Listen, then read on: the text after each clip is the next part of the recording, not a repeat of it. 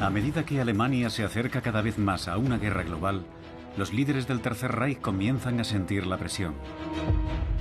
Los miembros del círculo íntimo de Hitler compiten por estar cerca del núcleo de poder, apuñalándose por la espalda los unos a los otros. Göring, Goebbels y Himmler mantienen sus posiciones a duras penas. Pero Martin Bormann, el ejecutor de Hitler, prevalece sobre todos. Lo imagino pensando, ya lo conseguí. El que más pierde es el adjunto del Führer, Rudolf Hess. Por esa época empieza a perder el norte y creen cosas cada vez más absurdas. Hess elabora un plan secreto, una idea loca, temeraria y peligrosa. Es el plan más disparatado que jamás se haya ideado. Esta es la historia de los secuaces de Hitler. Las luchas de poder, la ambición ciega y los psicofantes aduladores que alimentaron los horrores del Tercer Reich.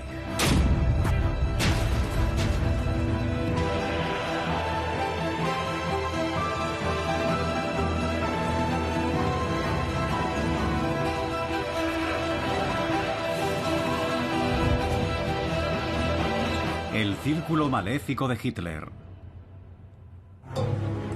La locura de Rudolf Hess.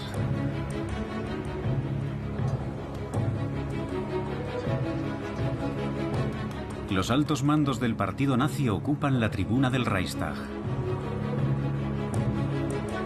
Entre ellos Rudolf Hess y el comandante en jefe de la Fuerza Aérea Hermann Göring.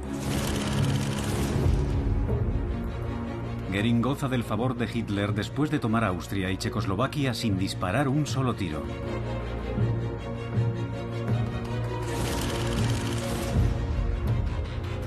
Pero Hess, a pesar de ostentar el título de adjunto del Führer, no está satisfecho. Han venido para escuchar a su líder dirigirse al pueblo alemán y saben que su futuro depende de sus planes. Hitler se encuentra casi en el apogeo de su poder. Es tanto su control que el ambiente debía ser electrizante. Todos esos personajes del círculo íntimo de Hitler estaban allí, esperando para escuchar uno de los discursos más fundamentales de la historia. Hitler dice que desea la paz y se burla de Gran Bretaña y Estados Unidos por exigir garantías de que Alemania no invadirá los países vecinos. Lee una larga lista de países hacia los cuales el Reich no alberga intenciones hostiles. Liechtenstein, Luxemburgo, Polonia, Hungría, Rumanía, Yugoslavia, Rusia, Bulgaria, Turquía, Irak, Arabia Saudí, Siria, Palestina, Egipto e Irán. Pero el Reich, dice, tiene intereses legítimos para recuperar el territorio alemán de Polonia a la madre patria. Tomamos nuestras propias decisiones, decidimos nuestro propio destino. Ese es el tipo de discurso que recibe una buena acogida por parte de los mandos nazis, que a fin de cuentas eran los nazis más entusiastas que podías encontrar.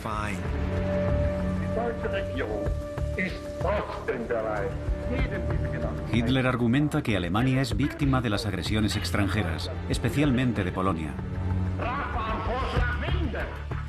El discurso es una llamada patriótica. Nos encontramos en ese punto. Si al final hay guerra, que haya guerra, pero estamos en nuestro derecho. Eso impacta. Son tonterías, pero impacta. La visión de Hitler no convence a todo el mundo. El antiguo héroe de guerra, Göring, teme que el Führer abarque más de lo que puede manejar. Pero es Rudolf Hess quien siente una mayor aprensión. Hess es un anglófilo. Comprende el poder de Gran Bretaña especialmente, pero también el de Francia y el de Estados Unidos. Y tiene sus reservas respecto a cuánto debería Alemania presionar a Polonia en ese momento. Hess conoce lo bastante bien a Hitler como para saber que, aunque el Führer hable de paz, se prepara para la guerra. Pensaba, esto va a salir mal. Acabaremos luchando en la guerra que no es. En lugar de enfrentarnos a Polonia y a la Unión Soviética, acabaremos luchando contra Francia y Gran Bretaña. No es la guerra que queremos.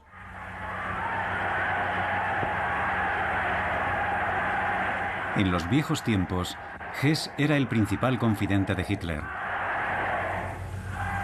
Die Partei ist Hitler! Hitler aber ist Deutschland! Die Deutschland! Hitler! Hitler! Sieg! Sieg! Es un seguidor fanático del Führer.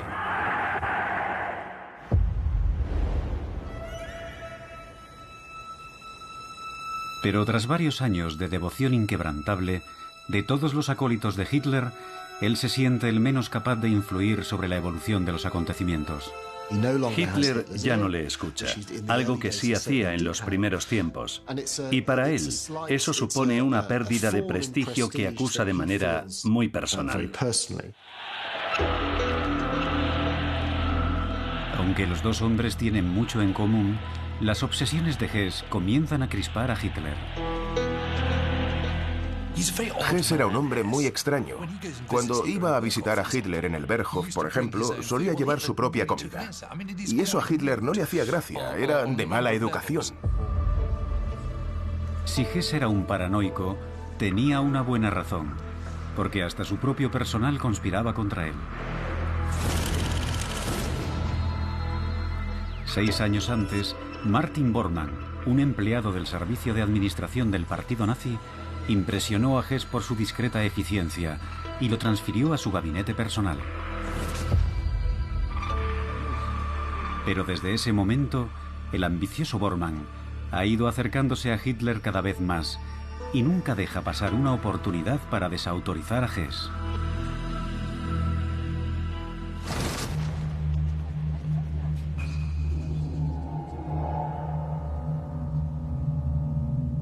Para un conspirador como Bormann, su jefe es un objetivo fácil, porque cada vez está más obsesionado con pseudociencias como la astrología y los horóscopos.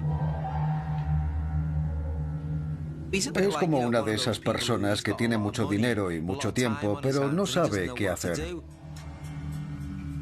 Hess siempre se interesó por el ocultismo, lo que hoy en día llamamos esoterismo. Le interesaba la magia a su manera.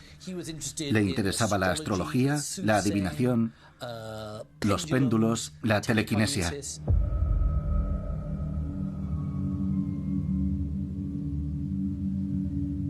No es de extrañar que su propio equipo ridiculice al adjunto del Führer a sus espaldas. En una ocasión, un ayudante entró en su despacho y sorprendió al número 2 del partido nazi intentando controlar con el poder de su mente una silla.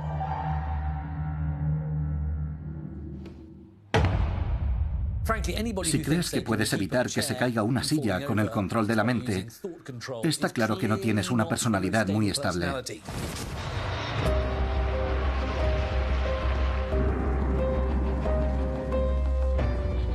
La inseguridad de Hess aumenta cuando descubre que algunos líderes nazis han sido convocados a una reunión crucial en la Cancillería del Reich para planear la invasión de Polonia y él no ha sido invitado. No hay duda de que esto supone una decepción para Hess. ¿Qué he hecho mal? ¿Qué debo hacer para que vuelva a tenerme en cuenta? ¿Por qué estoy fuera del círculo? No es un político astuto y está rodeado de gente como Goering, Himmler y demás, que son muy astutos.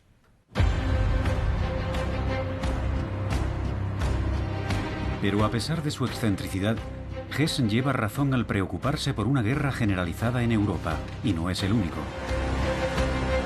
Mientras continúan los preparativos para invadir Polonia, Hermann Göring también está nervioso. Sabe que Hitler tiene la vista puesta en la Rusia comunista, y que no es más que un peldaño hacia la conquista principal. Göring tiene buenos contactos en Gran Bretaña y por lo tanto está convencido, al contrario que Hitler, de que la invasión del Este conducirá a la participación del Reino Unido en la guerra, cuyo resultado será que Alemania acabará librando una guerra en dos frentes, en el Este y en el Oeste. No es probable que Alemania gane una guerra así, y por esa razón duda tanto en 1939. Hitler piensa que Gran Bretaña miente y que no acudirá en ayuda de Polonia. Göring teme que el Führer se equivoque con Londres, pero sabe que no puede hacer que cambie de opinión de modo que opta por una retirada táctica.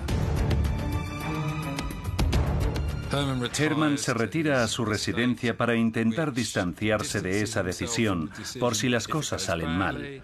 Pero creo que también lo hizo para no perjudicar su relación con Hitler, ya que no deseaba convertirse, por así decirlo, en un incordio para él.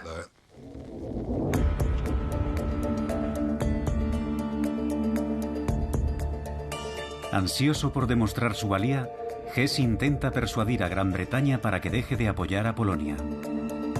Invita al político británico Lord Buxton a Alemania para hablar sobre la cuestión, pero hasta él se da cuenta de que Hess ya no tiene influencia sobre el Führer. Lord Buxton regresó a Inglaterra y dijo: Hess ya no pinta nada, no tiene influencia alguna sobre Hitler. Sí, está en contra de invadir Polonia y de provocar una guerra contra Gran Bretaña, pero su opinión no cuenta.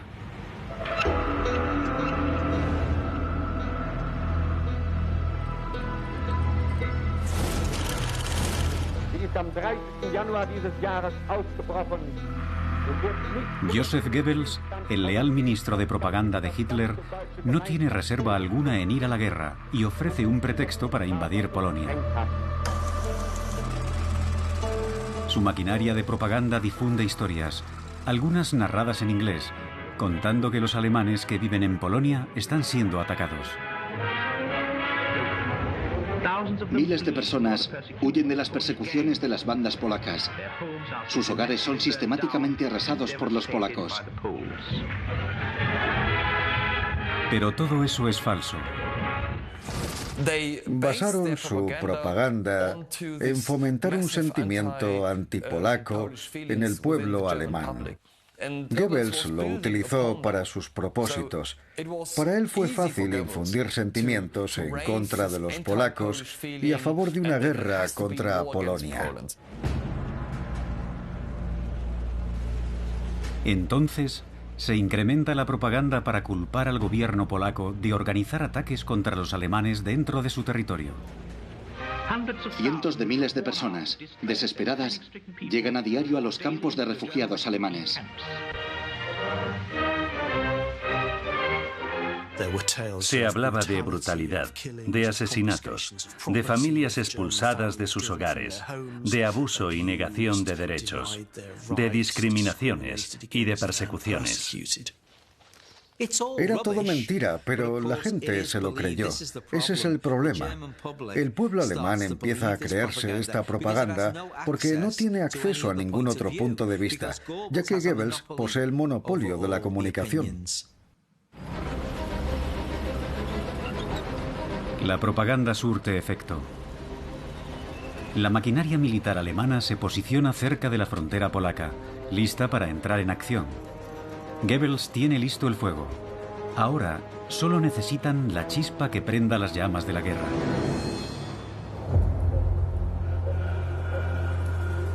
Y no pasa mucho tiempo hasta que lo consigue.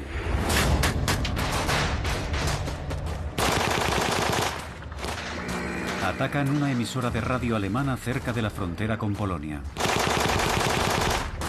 Algunos de los asaltantes son abatidos y descubren que se trata de soldados polacos. Más tarde, aquella misma noche, la radio de Berlín difunde la noticia de esta provocación ultrajante. Pero las cosas no son lo que parecen. Se trata de un montaje concebido por Heinrich Himmler.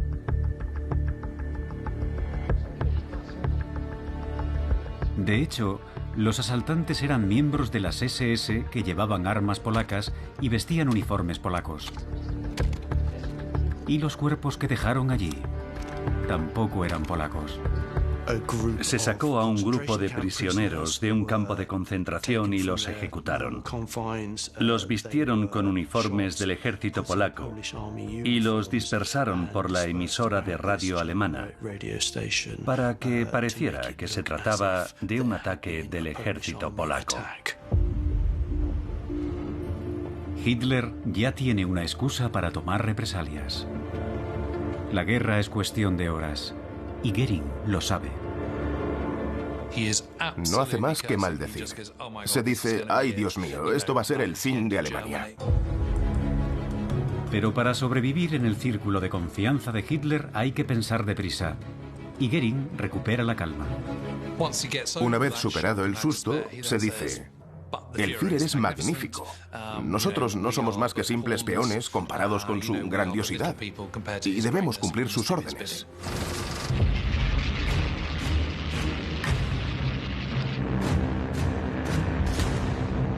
El 1 de septiembre de 1939 es el punto de no retorno del conflicto más mortífero de la humanidad.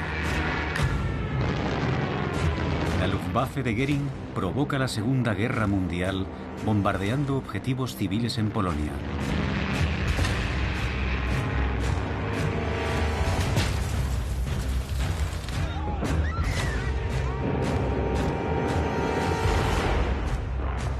Después, los buques de guerra de la Kriegsmarine se unen al ataque. Y la Wehrmacht cruza la frontera.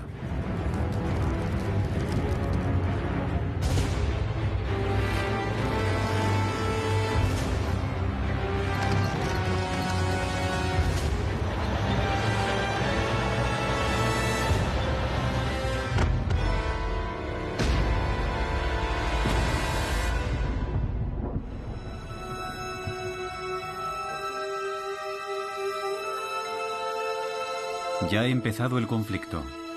Con entusiasmo renovado, Hess firma los documentos que incorporan el territorio polaco al Tercer Reich.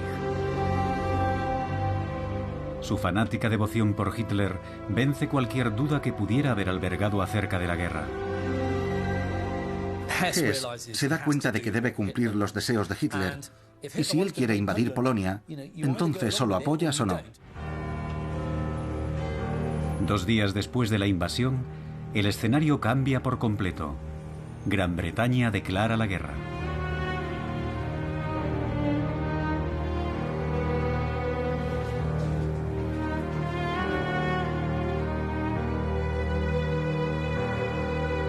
La predicción de Goering que Hitler había descartado se hace realidad.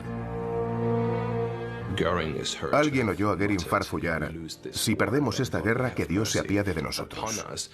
Pero sabe que este no es el momento de retar a Hitler, porque a Hitler, desde luego, no le iba a hacer ninguna gracia oírle decir: ya te lo advertí. De modo que, pese a sus reservas, decide dejarse llevar. Tiene que estar al lado de Hitler.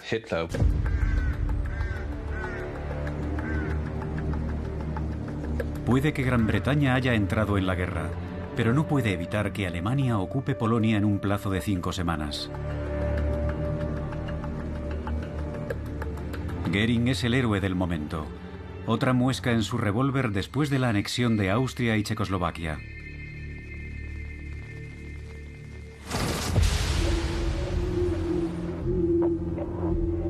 Ahora Heinrich Himmler ocupa el escenario.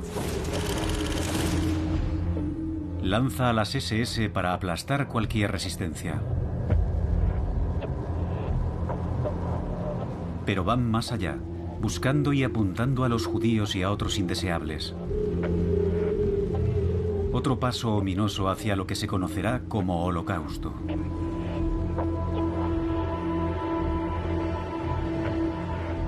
De momento, la gran campaña de Hitler para conseguir nuevos territorios en el este va según el plan. Pero ahora, su círculo íntimo está a punto de enfrentarse a una peligrosa amenaza originada en el mismo núcleo del Tercer Reich. En el otoño de 1939, el círculo íntimo de Hitler se reúne en Múnich para conmemorar el golpe fallido de 1923. Como de costumbre, Hitler pronunciará un discurso en la cervecería Burger Bräukeller, donde sucedió todo. Su intención es volar a Berlín esa misma noche, pero como la niebla desciende sobre la capital bávara, debe cambiar sus planes. Su piloto, Hans Bauer, le comunica que no pueden volar, de manera que toma la decisión de volver en tren, lo que significa que debe acortar el discurso que tenía preparado. Por tanto, tendrá que marcharse antes de la cervecería. Un fotógrafo retrata a Hitler cuando comienza su discurso. El Führer sale de la cervecería nada más terminar. Pero justo a los 13 minutos...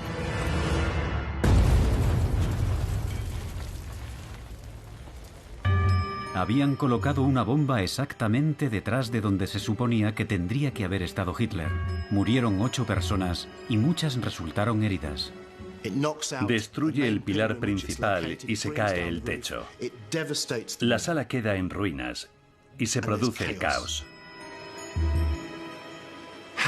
Si no se hubiera marchado 13 minutos antes de lo previsto, es inconcebible que no lo hubiera matado.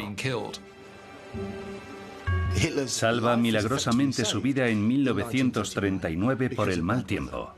Pero, ¿qué hubiera sucedido si... Es asombroso lo poco que se conoce hoy en día. Cada uno de los secuaces de Hitler intenta a su modo beneficiarse del fallido intento de asesinato y utilizarlo para ganarse el favor del Führer. Hess prepara una elaborada ceremonia para honrar a los mártires y, naturalmente, para alabar la milagrosa salvación del Führer.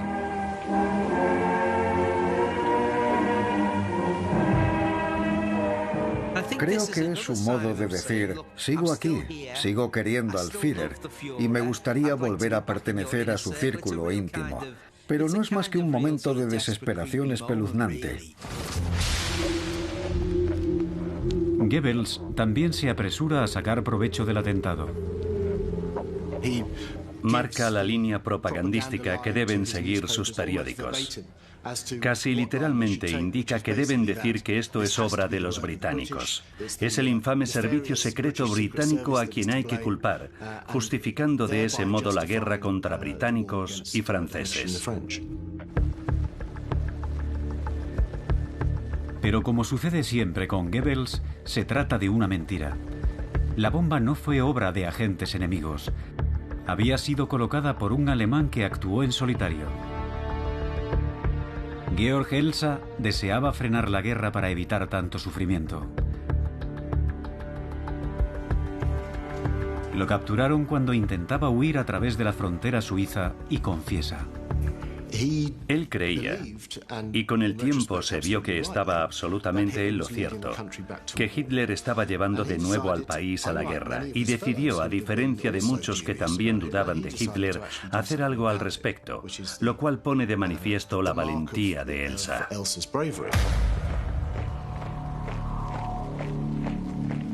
Para Heinrich Himmler, el responsable de la seguridad personal de Hitler, el intento de asesinato es una mala noticia. Himmler está furioso, porque realmente ocurrió bajo su vigilancia. Según el jefe de la Gestapo de la localidad, Himmler no duda en pagar su frustración con el prisionero. Himmler interviene personalmente en parte del interrogatorio y lo destroza a golpes. Se sentía humillado y tal vez intentaba demostrar su valía, demostrar que era tan duro como muchos de sus rivales. Me voy a asegurar de que este hombre sufra. Quien se mete con el Führer se mete conmigo.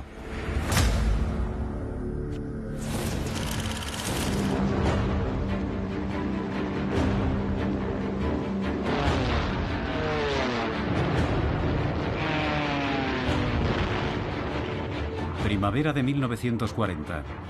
La Luftwaffe de Göring lidera el ataque mientras Hitler lanza la siguiente fase de su plan para conquistar Europa.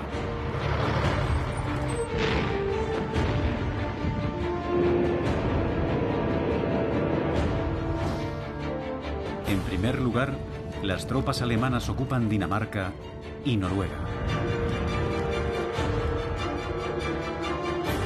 Después el ejército se abre paso a través de Luxemburgo, los Países Bajos y Bélgica. Y derrota a Francia en solo 6 semanas.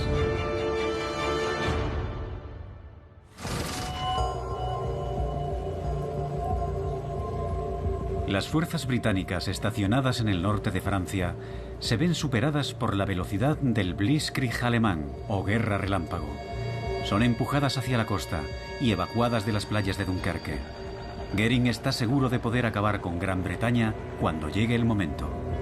En cuestión de 2 meses cambia la situación de Alemania en Europa y, por supuesto, la situación de Hitler y su séquito también.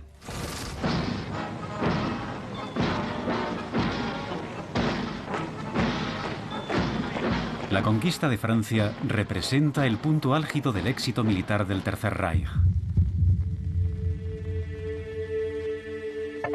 Hitler está pletórico. Llevaba tiempo ambicionando esta victoria para vengarse de la humillante derrota sufrida en la Primera Guerra Mundial. Göring se deleita con el éxito de su Führer. Para Göring, la derrota de Francia también significó alcanzar la cumbre de su carrera. Seguía manteniendo su posición en lo alto de la pirámide. Recién ascendido a mariscal del Reich, el rango militar de mayor graduación, Göring se dirige a París, al Louvre, y se premia a sí mismo con el botín de guerra. Hermann o algún otro revisaban todo el material y decían, vale, ponedlo en un tren para Alemania. Básicamente, fue un robo a gran escala. El saqueo masivo que llevó a cabo Göring solo se conocería al final de la guerra, cuando los aliados descubren sus tesoros ocultos en Alemania. Los favoritos del círculo de confianza de Hitler, Bormann y Goebbels, también están en París, triunfadores gracias al favor del Führer. Goebbels se encarga de que se tome una foto de lo más propagandística del conquistador.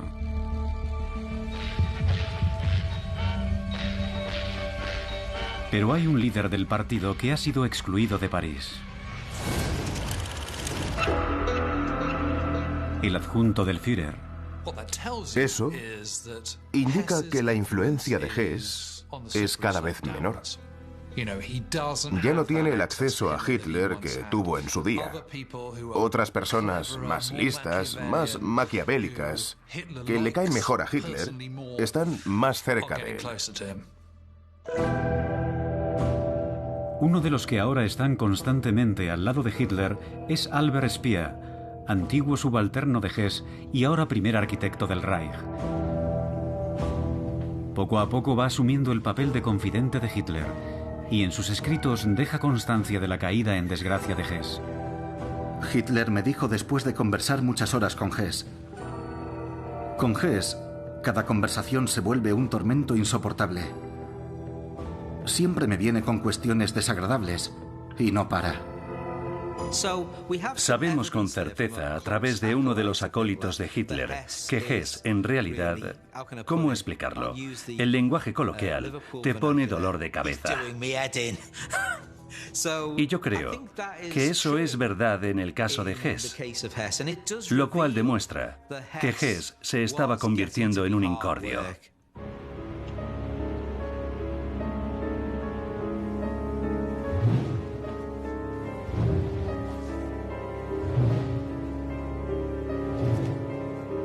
Excluido del círculo íntimo de Hitler, Hess comienza a sentir la presión y los demás lo notan.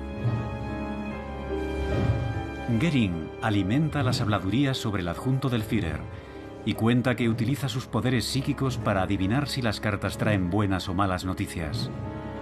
Hitler tampoco lo toma en serio. Decía, solo espero que no tenga que sucederme nunca. No sabría por quién sentirlo más, si por Hess o por el partido. A Hitler le interesa librar una guerra mundial, no las preocupaciones de Hess sobre las rivalidades dentro del partido.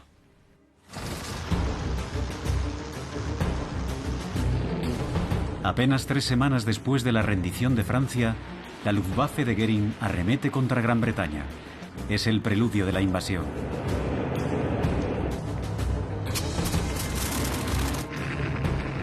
La batalla de Gran Bretaña está en marcha, pero el curso de la guerra dará un giro. La batalla se libra por encima de las nubes, pero así es como termina. Uno y otro más. 169 en un día.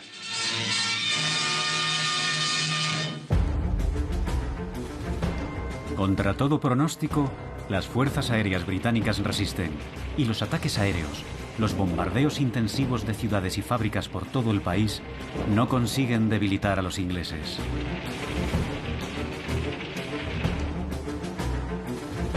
Por primera vez, la maquinaria de guerra nazi ya no parece tan invencible.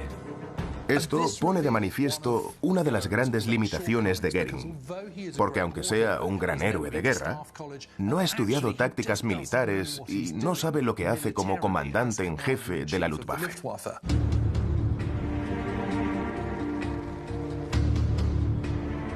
El fracaso de Goering para aplastar Gran Bretaña desde el aire obliga a retrasar los planes de la invasión. El prestigio del comandante de la Luftwaffe está ahora bastante dañado. Su estrella puede estar apagándose. Pero Hess, entre tanto, cobra nuevos bríos. Empieza a concebir un plan secreto, una oportunidad para redimirse gracias a algo que aprendió a hacer muchos años atrás.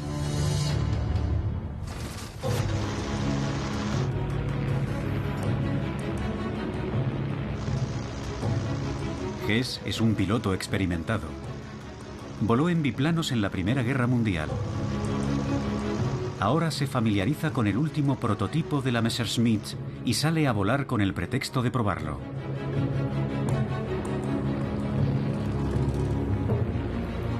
El 110 suele estar tripulado por 2 pilotos, pero Hess lo manda modificar para poder volar él solo.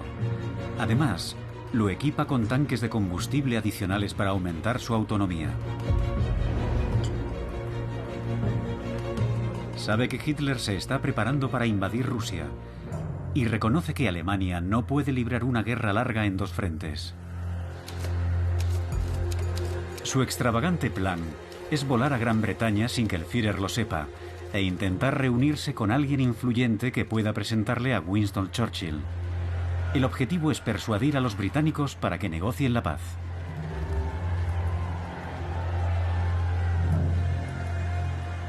Sabía que si conseguía la paz con Gran Bretaña, eso agradaría a Hitler. Tenga, Führer, le traigo la paz con Gran Bretaña. Eso supondría también de forma inmediata su vuelta al círculo íntimo de Hitler.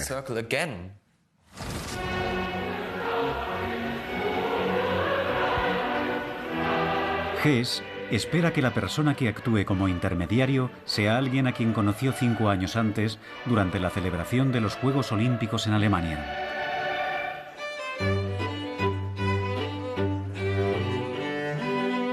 Detrás de las cámaras, los dirigentes nazis obsequian con lujosas fiestas a dignatarios extranjeros y se cree que fue en una de esas ocasiones cuando Hess conoció al célebre aristócrata.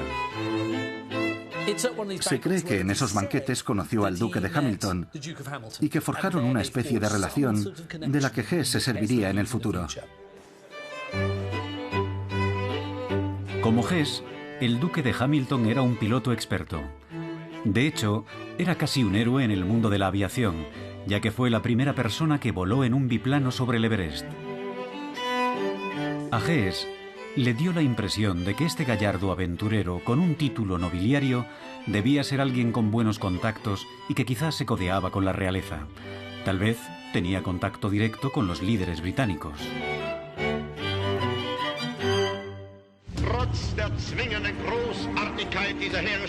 Ahora, 5 años después, Hess espera recuperar ese contacto. Volará hasta la residencia del duque de Hamilton en Escocia y le pedirá que le presente a Churchill. Envalentonado por todas esas ideas del destino, de Nostradamus y de la astrología, Hess decide jugar la última carta que le queda. Y si la juega bien, contará con la eterna gratitud, no solo de su adorado Führer, sino también de todo el pueblo alemán. A comienzos de mayo, Hess visita al Führer en la Cancillería del Reich. Este sería su último encuentro.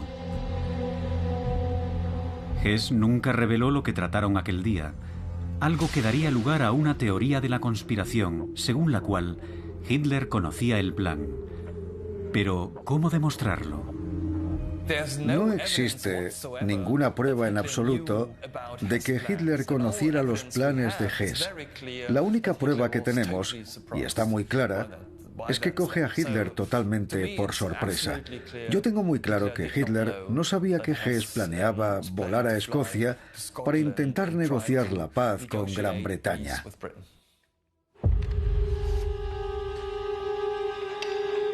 Seis días después de aquella reunión, tiene lugar el episodio más extraño de la Segunda Guerra Mundial.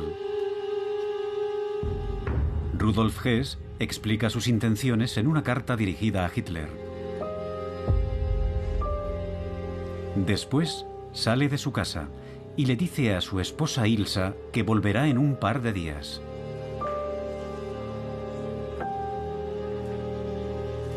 El 10 de mayo, Hess juega su última carta, la de un hombre desesperado.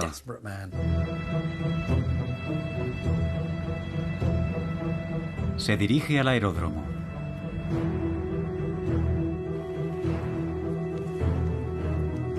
Y ordena a su ayudante que entregue una carta a Hitler en mano al día siguiente.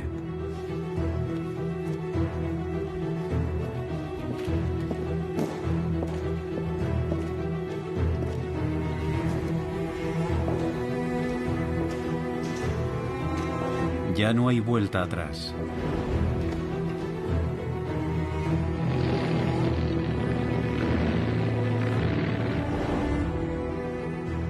Hess sobrevuela Alemania y el Mar del Norte en dirección a Escocia.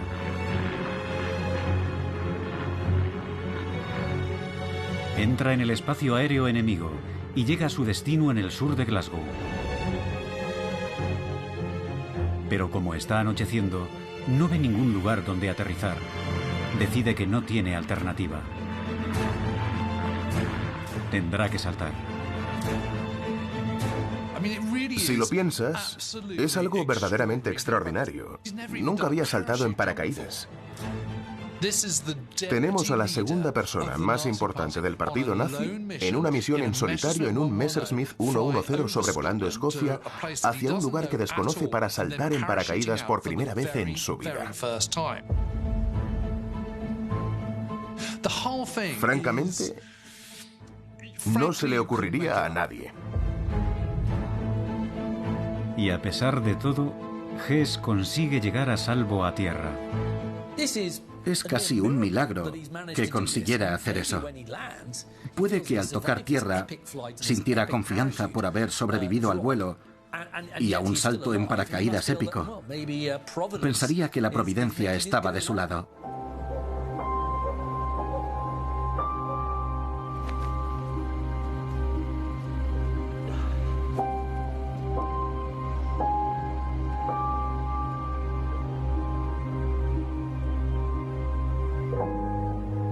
Al oír estrellarse el avión, un campesino sale a echar un vistazo. Y se encuentra cara a cara con el adjunto del Führer. «Soy alemán», le dice el intruso en su idioma, «y traigo un mensaje importante para el duque de Hamilton». Después, llega hasta allí una patrulla de vigilancia. Y todo se vuelve bastante absurdo. Lo que sucede después recuerda a una de esas comedias británicas antiguas. El campesino le ofrece una taza de té haciendo honor a la tradición inglesa. Siempre ofrecemos una taza de té, aunque sea el número 2 del partido nazi. Pero la cálida bienvenida dura poco. Finalmente lo conducen a unos barracones y entonces todo le empieza a ir mal. Efectivamente, el prisionero es identificado como el número 2 del partido nazi. Este no es el recibimiento que tenía en mente. Hess tiene la idea ilusoria de que el sistema político británico sigue establecido dentro de un marco casi feudal.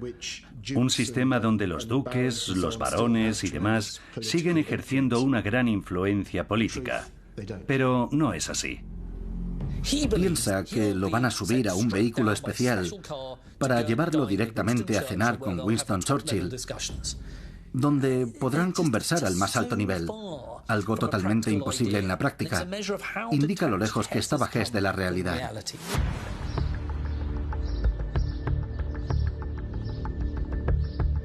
Ese mismo fin de semana, Adolf Hitler se toma un relajado descanso en el Berghof, su residencia de Bavaria.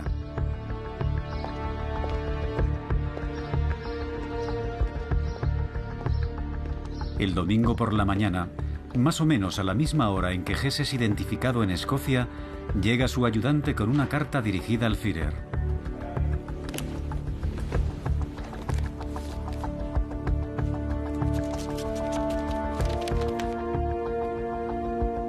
Mein Führer, cuando reciba esta carta yo estaré en Inglaterra. Puede imaginarse que para mí no ha sido fácil dar este paso. Hess dice, esto lo he hecho por usted, Mein Führer, y por Alemania. La guerra con Gran Bretaña no sirve a nuestros intereses. Debemos negociar la paz. Mein Führer, si este proyecto, que admito tiene muy pocas probabilidades de éxito, resulta ser un fracaso y el destino juega en mi contra, a usted y a Alemania no le causará perjuicio alguno. Siempre podrá negar toda responsabilidad. Puede decir simplemente que estoy loco.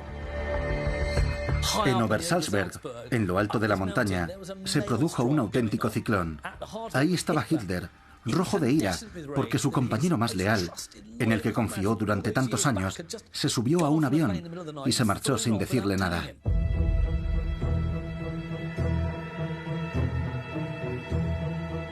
Se convoca a los altos mandos. Bormann no tiene respuesta a las enfurecidas preguntas de Hitler. ¿Cómo pudo Hess subirse a un avión sin que nadie se diera cuenta? ¿Por qué no lo detuvieron? Se encuentra en una situación muy delicada, porque oficialmente sigue siendo el secretario de Hess. ¿Le perjudicará su conexión con el traidor? El maniático del control ha perdido el control. ¿Qué va a pasar ahora? Dentro de ese círculo de confianza de Hitler, se preguntan cómo van a presentar esto a la opinión pública. Entonces Martin Bormann se pone en contacto con Goebbels y le dice, hay situaciones en las que la propaganda no es la respuesta, y esta es una de ellas. Rudolf Hess ha perdido el norte.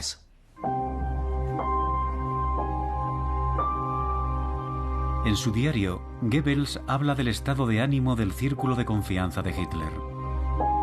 Por el momento, todo este asunto es de lo más confuso.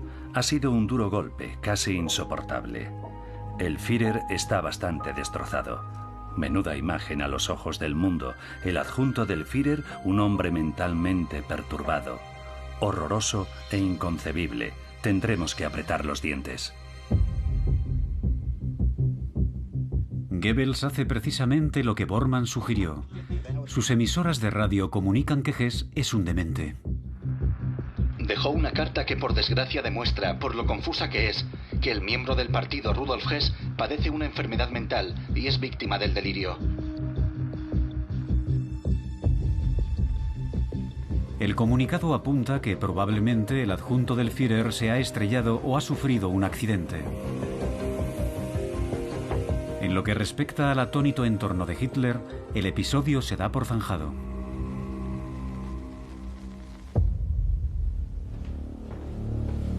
Es como si Hess jamás hubiera existido. Nunca más se vuelve a mencionar su nombre en público. Pero en la mente de muchos alemanes queda una pregunta sin responder. Una cuestión que nadie se atreve a formular en voz alta. Si Hess era un enajenado, ¿cómo es posible que siguiera siendo el adjunto del Führer?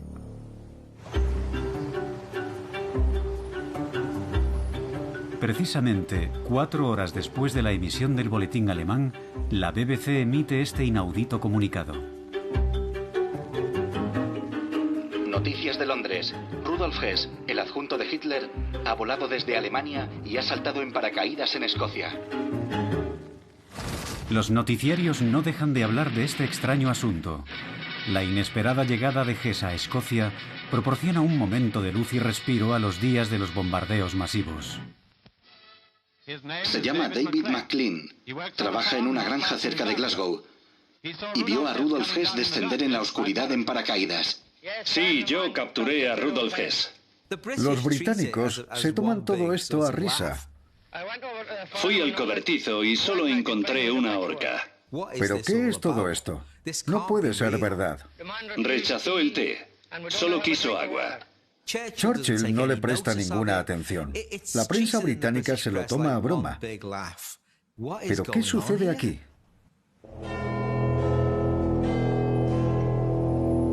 Puede que Rudolf Hess pensara que lo iban a invitar a tomar el té con Churchill. Sin embargo, lo trasladan a la Torre de Londres.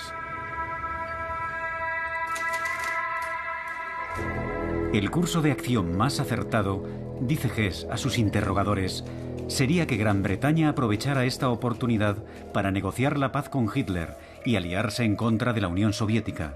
Si la corona y el pueblo permiten a la Alemania nazi dominar la Europa continental, Gran Bretaña y su imperio permanecerán intactos.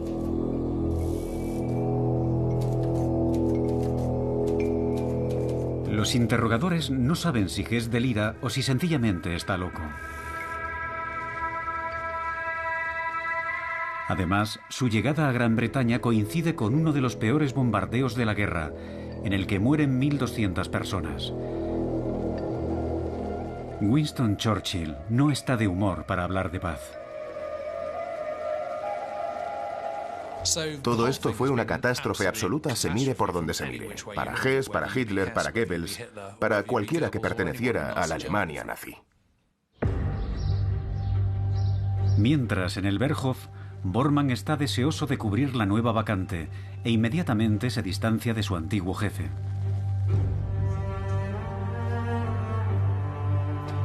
Manda interrogar a la esposa de Hess, Ilsa, a quien amenazan con desahuciar del hogar familiar. Pero ella apela a Eva Braun y Hitler admite que no estaba involucrada en el plan. En los buenos tiempos, Bormann puso a 2 de sus hijos los nombres de Rudolf e Ilsa en honor a sus padrinos. Ahora se apresura a cambiarlos por orden judicial.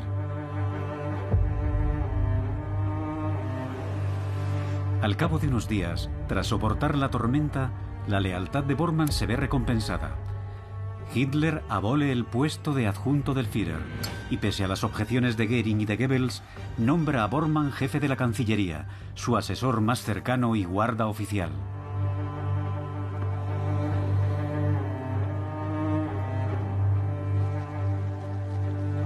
Con la astucia propia de un zorro, este administrativo finalmente llega a la cima de su poder en el seno de la injusticia, la violencia y el terror del Tercer Reich.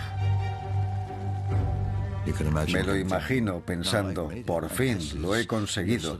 Hess pertenece al pasado. Ya tengo todo esto para mí. Y sentándose y poniendo los pies encima de la mesa, tal vez con un cenicero al lado.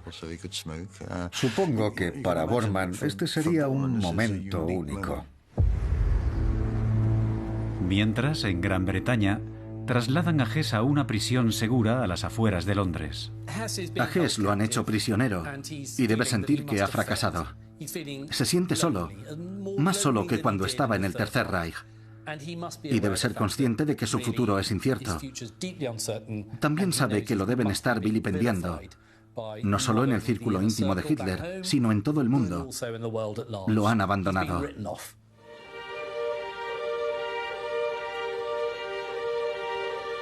Hess es presa de la desesperación. Para él solo existe una salida. Así que intenta suicidarse, tirándose por la barandilla para caer en el hall del edificio. Pero fracasa de nuevo. Se rompe una pierna y el dolor es inmenso. Ese debió ser su peor momento. No solo había fracasado en su misión, también en quitarse la vida.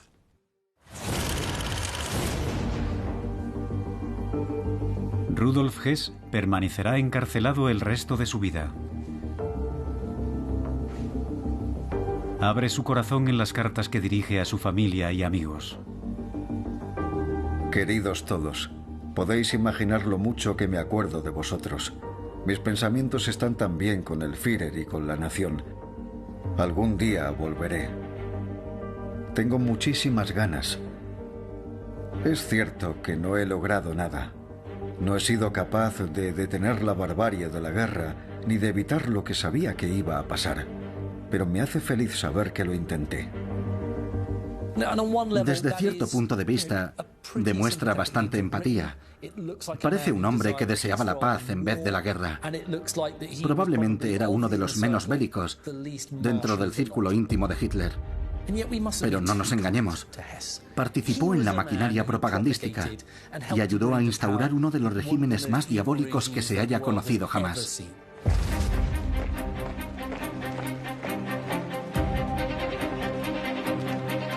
Con uno menos, los secuaces de Hitler reafirman sus posiciones. Göring parece vulnerable. Goebbels y Himmler se mantienen. Y Bormann empieza a adelantar a todos sus rivales. Pero a medida que avanza la guerra, las luchas por el poder dentro del círculo íntimo de Hitler se volverán más intensas.